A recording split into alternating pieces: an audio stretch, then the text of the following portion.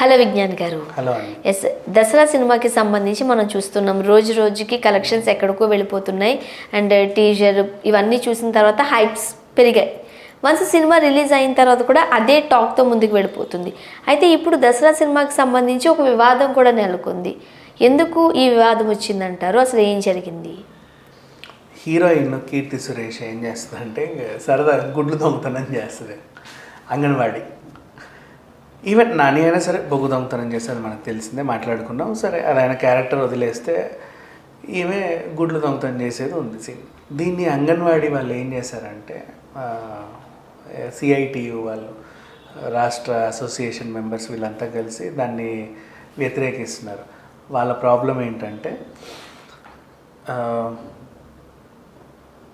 అంగన్వాడీ వాళ్ళందరూ దొంగల, మా దగ్గరికి బియ్యం వస్తాయి, మేము పిల్లలకే వండి పెడతాం, మేము ఇళ్ళకి పట్టుకెళ్తున్నామా, మా దగ్గరికి గుడ్లు వస్తాయి, అవునండి పంపిస్తారు, మేము పిల్లలకే పెడుతున్నాం, మేమేం కొంగులో పట్టుకొని ఇంటికి పట్టుకెళ్ళట్లా, ఏ రోజు మా ఇంట్లో గుడ్డు కూర అని మీరు ఎప్పుడైనా చూసారా, ఎందుకు అలా మాట్లాడతారు. అండ్ నెక్స్ట్ పిల్లలకు పంచండి అని స్లేట్స్, పెన్నులు, పెన్సిళ్ళు ఇవన్నీ పంపుతారు, మేము ఏమైనా దుబ్బేస్తున్నామా, లేదు కదా పిల్లలకే ఇస్తున్నాం, పిల్లలకు పంచమని యూనిఫారంలు, స్కూల్ బ్యాగులు ఇంకా కొన్ని ఇస్తూ ఉంటారు వాళ్ళు. అప్పుడప్పుడు గవర్నమెంట్కి ఆనందం కలిగినప్పుడల్లా, బడ్జెట్ పెట్టినప్పుడల్లా, ఆనందం కలిగినప్పుడల్లా వీళ్ళకి ఎంతో కొంత ఇంకా పోషణ అని అవన్నీ చాలా రకాలు వస్తూ ఉంటాయి. వాళ్ళ ఆరోగ్యం రీత్యా అన్ని రకాలకి కొన్ని అప్పుడప్పుడు మంచి మంచి గిఫ్ట్లు కూడా వస్తూ ఉంటాయి. అంటే అఫ్కోర్స్ అవి పిల్లలకి ఇవ్వాలనిలే, కానీ అట్లేం లేదు.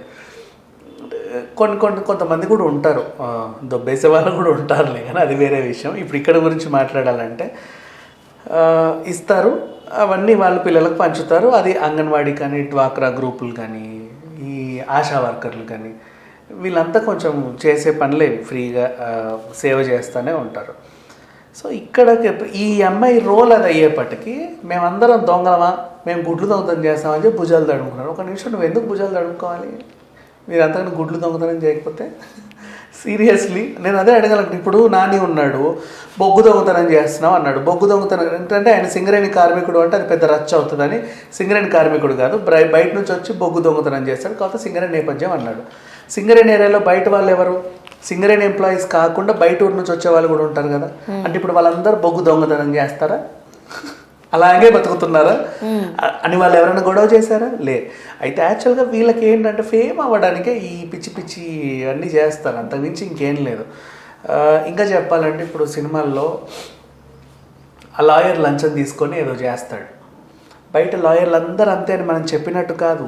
అదే ఒక హాస్పిటల్లో డాక్టర్ క్రూరంగా ఇలా చూసేసి ఇంజెక్షన్ వేసి పేషెంట్ చంపేస్తాడు. అలానే ప్రతి హాస్పిటల్లో డాక్టర్స్ అందరు ఇలాగే అని కాదు. ఇంకా మనం చెప్పాలంటే కొన్ని సినిమాల్లో లాయర్స్ అందరూ తప్పుగా వాదించడాలు ఇవన్నీ చూడలేము మనం. చివరికి జడ్జిలు కూడా తప్పు తీర్పులు ఇచ్చినవి చూస్తాం. అలాంటి జడ్జిలు మన ఉద్దేశం కాదు. పోలీసులు లంచాలు తీసుకుంటే పోలీసులని ఇలా చేస్తున్నారు, అందరు పోలీసులు ఇలా అని కూడా కాదు. ఎప్పుడన్నా అట్లా చూసుకోవద్దు. కాకపోతే ఏంటంటే వీళ్ళు ఊరికే ఫేమ్ అవుతామనో ఇంకేంటో అలా చేస్తారు, కానీ పెద్దగా పట్టించుకోవాల్సిన అవసరం లేదు వీళ్ళని. అండ్ ఇంకొకటి, సినిమా ఒకటి హిట్ అయిందంటే చాలు ఇట్లాంటి వాళ్ళందరూ వస్తారు. పఠాన్ హిట్ అవుతుందేమో అని అనుకుంటేనే ఎక్కడి వరకు తీసుకెళ్లారు. ఇది హిట్ అయింది, ఇట్లాంటి వాళ్ళందరూ వచ్చి మొన్న వేరు బలగం కూడా హిట్ వాడు కూడా వచ్చి ఇది నాది కథ అన్నారు, రైట్ అని అంటారు. అందరూ అంటారు, పెద్ద విషయం ఏం లేదులే, కానీ ఎవరిని పట్టించుకోవాల్సిన అవసరం లేదు. ఇప్పుడు దసరా మీద ఉన్న పెద్ద వివాదం కూడా కాదు, ఇంకో వివాదం కూడా వచ్చింది ఇదే దసరాకి. రావణుడిని దహనం చేస్తున్నారు. మా కొన్ని ఏరియాల్లో రావణుడు మాకు దేవుడు. అవును, కొంతమంది మీరు ఎలా తగలబెడతారు? నీకు రాక్షసుడు, మాకు దేవుడు, అది తర్వాత సంగతి. నువ్వు పురాణాలు చదివి తర్వాత మాట్లాడు, లేకపోతే మా పురాణాలు చదువు, నీకు నేర్పిస్తుందా రావణ దహనం ఎలా చేస్తావు అని చెప్పేసి అన్నారు. ఇప్పుడు దూకుడులో క్లైమాక్స్ కూడా అదేగా, అవునా? ప్రకాష్ రాజ్ చేత బాణం వేసి అతన్ని చంపిస్తాడు, అందులో రావణుడిని పెట్టేసి. అవును. అండ్ ఇంకా చాలా సినిమాలు ఉన్నాయి అలా, 1-2 అనే కాదు, చాలా సినిమాల్లో కూడా ఉన్నాయి రావణుని దహనం చేయడం. వీళ్ళ ఉద్దేశం అది కాదు, అక్కడ సీన్ అది పెట్టారు అంతే. అండ్ ఇంకొకటి, దసరాకి రావణ దహనానికి నేను సమాధానం ఇంతకుముందు కూడా చాలాసార్లు చెప్పాను, ఇప్పుడు మళ్ళీ చెప్తున్న సందర్భం వచ్చింది కాబట్టి. తెలంగాణ ఏరియాలో ప్రత్యేకించి సింగరేణి వాళ్ళకి ఆ గోదావరి గని ఏరియా వాళ్ళకి అండ్ ఆ ఏరియా వాళ్ళందరికీ కూడా దసరా బతుకమ్మతో స్టార్ట్ అయ్యి రావణ దహనంతో ఎండ్ అవుతుంది వాళ్ళ దగ్గర. ఈవెన్ హోలీకి కూడా కామదహనం చేస్తారు. కాముని దహనం అనే ఒక పేరు పెట్టేసి ఇంట్లో ఉన్న పాత వస్తువులన్నీ పెద్ద మంటే వేస్తారు. కామదహనం అని ఒక బొమ్మను తయారు చేసి తగలబెడతారు. అది వేరే, అంటే మనిషిలో ఉన్న కాముడిని తీసేయాలని. కానీ నిజంగా కాముడు అనే ఒక క్యారెక్టర్ ఉంది, కాముడికి గుళ్ళు కూడా ఉన్నాయి. అదే కదా, అట్లా చెప్పేసి ఆ దేవుడిని అవమానించినట్టు కాదు. భోగి మంటలు అవి కూడా ప్రతిదాన్ని వివాదం చేయాలంటే 1,00,000 ఉంటాయి. అన్నీ వివాదమేనా అంటే మనుషులు బతకడానికి కూడా ఒక వివాదం అయిపోతే ఎట్లా? ఇవాళ రేపు ఇప్పుడు సో కాల్డ్ హేతువాదులు ఉంటారు చాలామంది. వీళ్ళు కూడా ఏం చేస్తారంటే ఇప్పుడు నువ్వు దేవుడిని నమ్మవు, సరే నమ్మకు, అంతేగాని దాన్ని ప్రొజెక్ట్ చేయడానికి చాలామందిని దేవుడిని నమ్మే వాళ్ళని కూడా వీళ్ళు ఏదో ఎదవల్లాగా పిచ్చోళ్ళలా చూస్తారు. సో అదే కొంచెం ఇబ్బందిగా ఉంటుంది, అంతమించి ఇంకేం లేదు. ఇక దసరా విషయానికి వస్తే ఇప్పుడు ఆ అమ్మాయి గుడ్లు దొంగతనం చేసిందని చెప్పి అంగన్వాడీ వాళ్ళందరూ గుడ్లు దొంగలు కాదు, రావణ దహనం చేశారని చెప్పి వాళ్ళు రావణుడిని అవమానించినట్టు కాదు. వాళ్ళ ఒక ప్రాంతంలో జరిగే కథని అక్కడ ప్రస్తావించారు అంతే. వాళ్ళంతటా వాళ్ళు ఒక డాక్యుమెంటరీ తీసి ఈయన రావణుడు, ఇతన్ని మనం ఇలా దహనం చెయ్యాలి అని చెబితే అప్పుడు అది తప్పు అవుతుంది. కానీ పలానా చోట జరిగే సిచ్యువేషన్ ఇక్కడ పెట్టారు కాబట్టి అదేం తప్పు. మరి అలా అనుకుంటే కోడులతోని చిన్న చిన్న బర్డ్స్ తో కూడా మరి కీర్తి సురేష్ గారు ఆడుకున్నారు, దాన్ని ఎవరు పట్టించుకోలేదు. గేదెలతోని కూడా చేశారు, దాన్ని ఎవరు పట్టించుకోలేదు.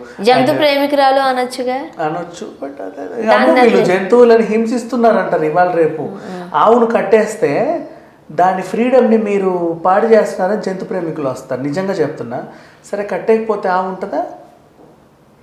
ఆవు కట్టేయకపోతే అది వెళ్ళదా? వాడి భయం వాడిది, నా ఆవు ఎక్కడికి వెళ్ళకుండా ఉండాలని వాడి ప్రేమతో కట్టేస్తారు. కానీ వీళ్ళు ఏమంటారు, దాని ఫ్రీడమ్ని నువ్వు చంపేస్తున్నావు అంటారు. ఈ సినిమా హిట్ టాక్ వస్తుంది కాబట్టి ఒక వర్గం వాళ్ళు కావాలనే చేపిస్తూ ఉంటారు ఇలాంటివి చీప్ ట్రిక్స్ అనేది కూడా. అది నా వాదన. యాక్చువల్గా చెప్పాలి, నా పర్సనల్ ఒపీనియన్. దానికి నాని సినిమాకి 36 కట్స్ చెప్పినప్పుడే నాకు అనిపించింది ఒక వర్గం భారీగా ట్రై చేస్తుంది వీళ్ళ గురించి అని. బాలీవుడ్లో వీళ్ళ మీడియా వీళ్ళని పట్టించుకున్నప్పుడు అనిపించింది ఒక వర్గం బాగా ట్రై చేస్తుంది అని. ఇప్పుడు సరే ఎట్టకేలకు రిలీజ్ అయ్యి హిట్ అయింది కదా, ఇప్పుడు ఏం చేస్తున్నారు, దాంట్లో ఉన్న అంశాల సున్నితమైన అంశాలను తీసుకెళ్ళి రెచ్చగొట్టి పంపిస్తున్నారు. ఎటు చేసి దాన్ని ఏదో రకంగా ఆపేయాలి అంతే. లేదా ఇప్పుడు అది 200-300 కోట్లు వచ్చాయి అనుకో, ఎందుకు సెకండ్ డేకి కలెక్షన్స్ ఎంత వచ్చాయిలే అంటే దాన్ని ఆపడానికి ప్రయత్నాలు.